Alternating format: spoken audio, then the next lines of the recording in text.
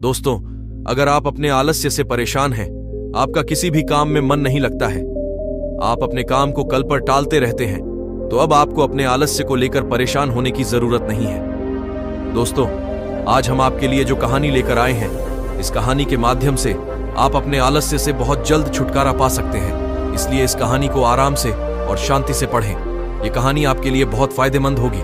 तो चलिए शुरू करते हैं इस कहानी को। एक बार एक आलसी व्यक्ति ने गौतम बुद्ध से कहा, मुनिवर, मैं बहुत आलसी हूं, जिसके कारण मैं अपने जीवन में जो करना चाहता हूं वह नहीं कर पाता, इसीलिए मुझे कोई रास्ता बताएं। बुद्ध ने उस आदमी से पूछा, क्या तुम मानते हो कि तुम आलसी हो? तो उस व्यक्ति ने बुद्ध से कहा, हां मुनिवर, सिर्फ मैं ही नहीं बल्कि मेरे पूरे गांव के लोग कहते हैं कि मैं आलसी हूं। बुद्ध उस व्यक्ति से कहते हैं, लेकिन क्या आपके पास कोई सबूत है कि आप आलसी हैं? उस व्यक्ति ने उत्तर दिया, हां। तब गौतम बुद्ध उस व्यक्ति से पूछते हैं, क्या आपके पास इसका कोई सबूत है? वह व्यक्ति कहता है, मुनिवर, मैं जानता हूं कि व्यायाम मेरे स्वास्थ्य के लिए अच्छा है, लेकिन मैं व्यायाम भी नहीं कर पाता क्योंकि मेरा आलस्य मुझे सुबह जल्दी उठने नहीं देता।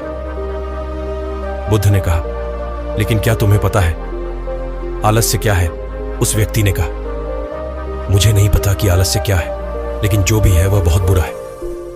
बुद्ध ने कहा, सबसे पहले तुम्हें यह समझ लेना चाहिए कि जो भी चीज प्राकृतिक रूप से उसका कुछ न कुछ उपयोग होता है वह बुरा नहीं होता है।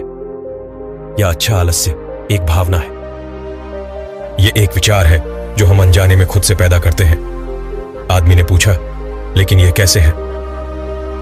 मुनिवर, तो बुद्ध ने कहा कि आलस्य पैदा होता है, इसके दो कारण हैं, पहला शारीरिक और दूसरा मानसिक। जब हम अपने किसी भी भोजन को देते हैं, शरीर जिसके अंदर जीवन शक्ति नहीं होती, हमारे शरीर में आलस्य पैदा हो जाता है, क्योंकि यह शरीर ऊर्जा से चलता है और जैसा हम इसे देते हैं यह वैसा ही विचार करता है, यह वैसा ही व्यवहार करता है।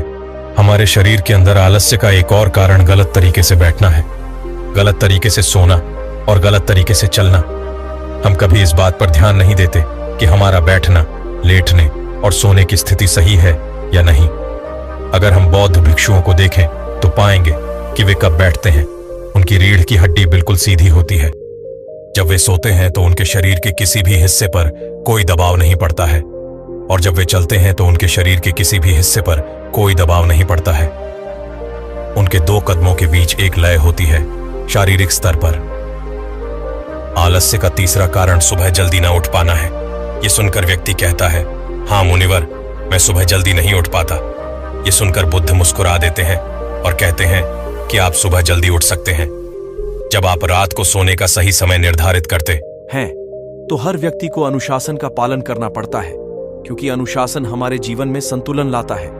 ज्यादातर लोग अनुशासन को बुरा मानते हैं क्योंकि उन्हें अनुशासन का एहसास होता है, उन्हें बांधता है, जबकि सच तो यह है कि अनुशासन हमें बांधता नहीं है बल्कि मुक्त करता है। तब व्यक्ति बुद्ध से पूछता है, लेकिन हमें इसकी शुरुआत कहां से करनी चाहिए, जैसे ठीक से खाना, बैठना या लेटना, सुबह जल्दी चलना आदि।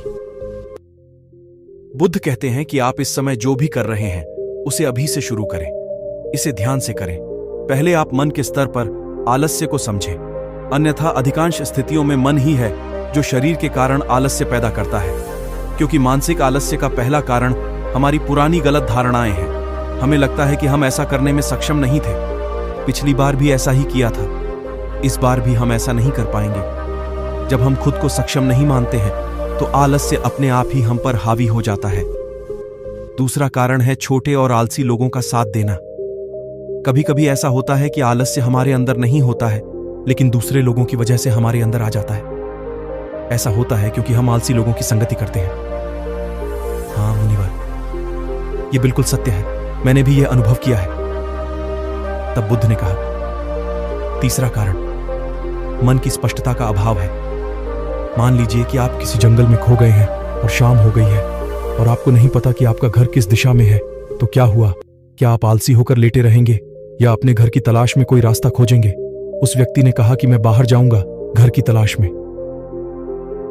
तभी उसने कहा, अगर बहुत कोशिश करने के बाद भी तुम्हें घर का रास्ता न मिले तो तुम क्या करोगे? उस व्यक्ति ने कहा, मैं अभी भी इसे ढूंढता रहूंगा, क्योंकि मेरे पास कोई दूसरा विकल्प नहीं होगा। कई विकल्प हैं, अगर किसी के पास एक ही विकल्प है तो उसका दिमाग बिल्कुल खाली होगा। यदि आप व्यायाम नहीं कर पा रहे हैं तो इसका कारण आपके मन में स्पष्टता की कमी है, जिसका आपको भविष्य में सामना करना पड़ेगा। उन रोगों से होने वाली बीमारियां आपको दिखाई नहीं देती। आप उन बीमारियों से होने वाले दर्द को महसूस नहीं कर सकते। आगे गौतम बुद्ध ने कहा कि आलस्य का चौथा कारण यह है कि कोई भी काम करने में मन नहीं लगता। मान लीजिए आप सड़क पर कहीं जा रहे हैं और काफी दूर चलने के बाद आप थक जाते हैं और चलने का मन नहीं करता। ऐसा तब हो रहा है जब आप किसी शेर को अपने पीछे भागते हुए देखते हैं। तो क्या ऐसी स्थिति में भी आप अपने आलस्य के कारण वहीं रुकेंगे? नहीं, तो समझ लीजिए कि आलस्य आपको वह काम करने से रोकता है जिसे करने का कोई बड़ा कारण नहीं है। तब उस व्यक्ति ने बुद्ध से कहा, धन्यवाद मुनिवर, अब मुझे आलस्य का पूरा खेल समझ में आ गया है।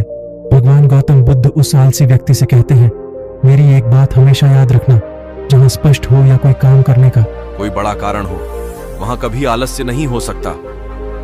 दोस्तों, आलस्य मनुष्य का सबसे बड़ा शत्रु है, क्योंकि आलस्य जीवन में कभी भी प्रगति नहीं कर सकता। चलो, आलस्य मनुष्य को इतना निकम्मा बना देता है कि उसे परिश्रम से घृणा हो जाती है और वह सदैव आराम की अवस्था में ही रहना चाहता है। इसके लिए मेहनत के चश्मे की जरूरत होती है, जो आलसी व्यक्ति के पास नहीं होता। आलसी व्यक्ति को आलस्य दिन ब दिन अपनी चपेट में लेता जाता है, जिसके परिणाम स्वरूप वह दिन ब दिन मेहनत से भागने लगता है। मेहनत ही खत्म हो जाती है। शत्रु ने आलस्य कहा, नमक सिर्फ दोस्त हो सकता है, इसके अलावा इसे खत्म करने का कोई रास्ता नहीं है। मेहनत से दोस्ती करने के बाद यह दुश्मन अपने आप खत्म हो जाता है। मेहनत ही सफलता की कुंजी है। इस बात को केवल एक मेहनती व्यक्ति ही समझ सकता है, क्योंकि वह कड़ी मेहनत के महत्व को अच्छी तरह से जानता है। वह जानता है कि कड़ी मेहनत ही उसकी सच्ची दोस्त है, और इस दोस्त की मदद से वह अपने जीवन में हमेशा प्रगति करेगा। वह उस काम को छोड़ने की बजाय दोबारा और अधिक मेहनत से प्रयास करता है, और तब तक कोशिश करता है जब तक वह उस काम को करने में सफल नहीं हो जाता। और इसके विपरीत आलसी व्यक्ति किसी छोटे से काम को करने की कोशिश करता है। इंसान को दूसरे लोगों की भी जरूरत होती है, क्योंकि वह आलस्य के जाल में इस तरह फंस चुका है कि उसे बस आराम की जरूरत है। यानी वह अपने कंफर्ट जोन से बाहर नहीं आना चाहेगा, रुकावट नहीं चाहता, और अपनी पूरी जिंदगी ऐसे ही गुजारना चाहता है। दोस्तों, आलसी व्यक्ति कभी भी ना तो मेहनत का महत्व समझ पाता है और न ही समय का महत्व। इसके कारण वह अपना पूरा जीवन बर्बाद कर देता है, और अंत में उसके पास पछताने के अलावा कुछ नहीं बचता है।